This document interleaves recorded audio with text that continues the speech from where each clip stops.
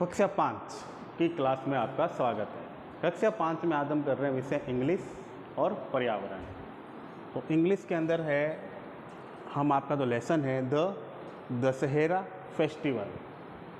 Dussehra festival यानी दशहरा का त्यौहार के बारे में जो लेसन दे रखा है उसके प्रश्नों को हम लिखेंगे। तो देखिए पहला प्रश्न है विच festival do you celebrate. Which festival do you celebrate. Festival means क्या होता है? त्यौहार। सेलिब्रेट मीन्स क्या होता है? उस त्यौहार को कैसे मनाते हैं। यानी विच कौन से फेस्टिवल, कौन से त्यौहार डू यू सेलिब्रेट आप मनाते हो। यानी आप जो जो त्यौहार मनाते हो उनके आपको क्या लिखने हैं? नाम लिखने हैं। विच फेस्टिवल डू यू सेलिब्रेट यानी आप कौन से त्यौहार मनाते हो। तो इसका उत्तर हम लिखेंगे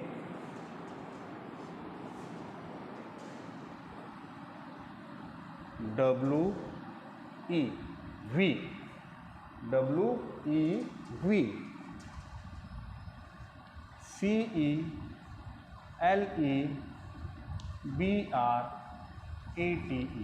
वी सेलिब्रेट। वी सेलिब्रेट यहाँ आप लिखते हैं त्योहारों के नाम।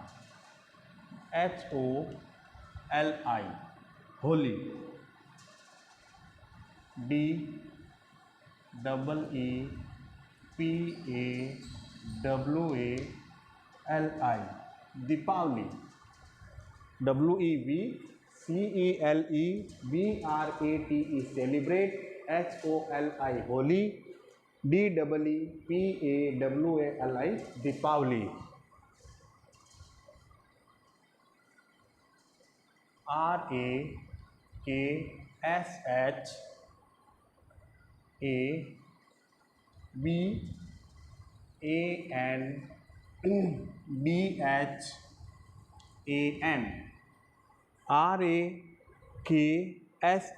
रक्षा।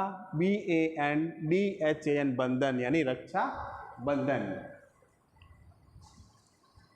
CHRISTMAS Christmas.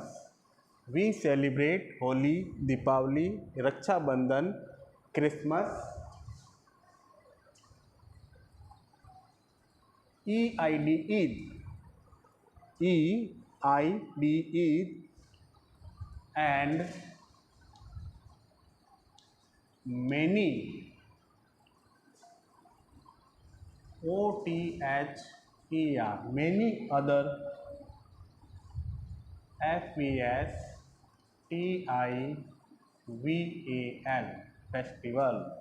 देखिए प्रश्न था which festival do you celebrate, आप कौन से त्यौहार मनाते हैं। तो we celebrate Holi, Deepawali, Rakshabandhan, Christmas, Eid and many other festival.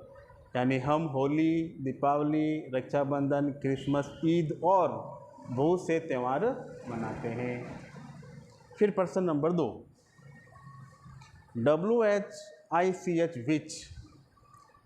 FESTIVAL festival is celebrated as victory of good over evil.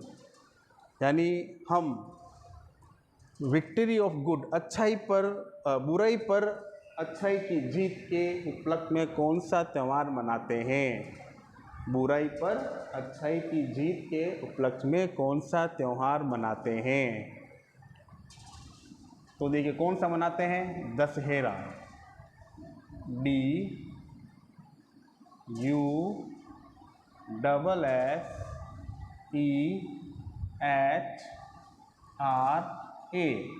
Dussehra. फिर it CELEBRATED celebrated as victory. VICTORY victory OF good over evil. Dussehra is celebrated as victory of good over evil, यानी दशहरा त्यौहार जो है वो बुराई पर अच्छाई की जीत के उपलक्ष्य में मनाया जाता है।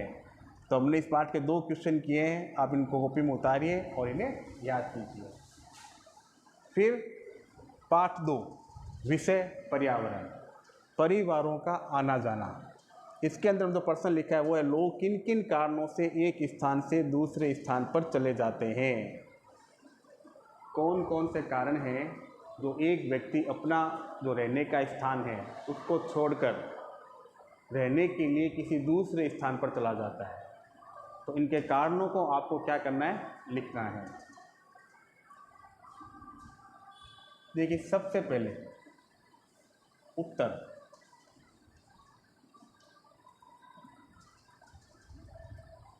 यानी लोग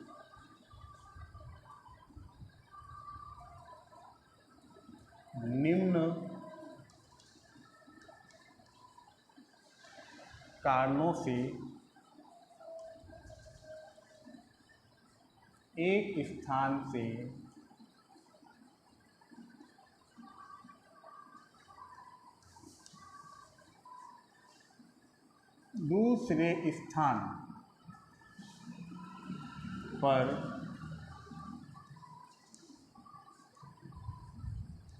रहने चले जाते हैं।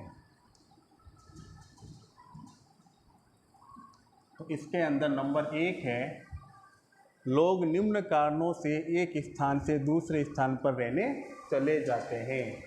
इसमें नंबर 1 है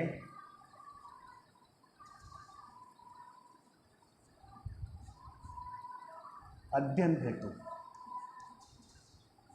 अगर कोई व्यक्ति जिस जगह पर रह रहा है और वहाँ पर पढ़ाई करने के कोई साधन नहीं है या उच्च शिक्षा प्राप्ति हेतु कोई स्थान नहीं है, तो आगे की पढ़ाई करने के लिए एक स्थान से दूसरे स्थान पर चला जाता है।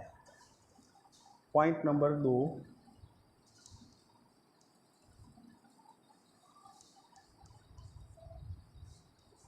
रोजगार।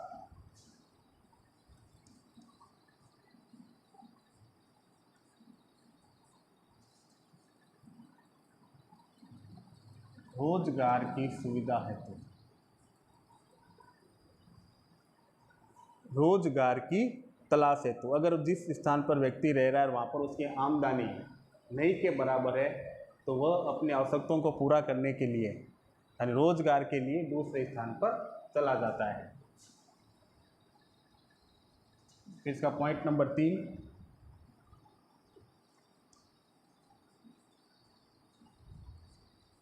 स्वास्थ्य सुविधाओं के लिए, स्वास्थ्य सुविधाओं के लिए, यानी जिस स्थान पर रह रहे हैं वहाँ पर स्वास्थ्य संबंधी सुविधाएं नहीं हैं तो वो इस स्वास्थ्य संबंधी सुविधाओं को लेने के लिए एक स्थान से दूसरे स्थान पर जा सकता है। फिर पॉइंट नंबर 4,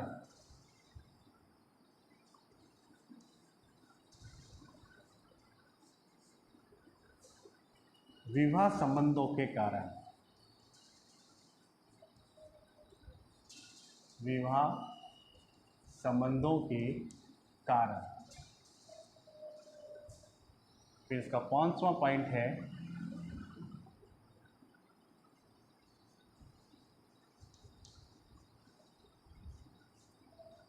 सरकारी योजनाओं का लाभ लेने के लिए,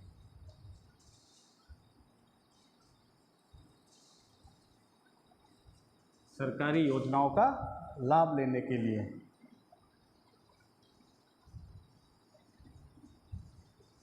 जातिगत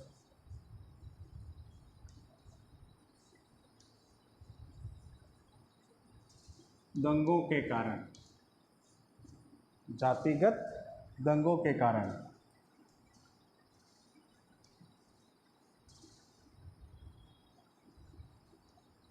अकाल बाढ़, तूफान,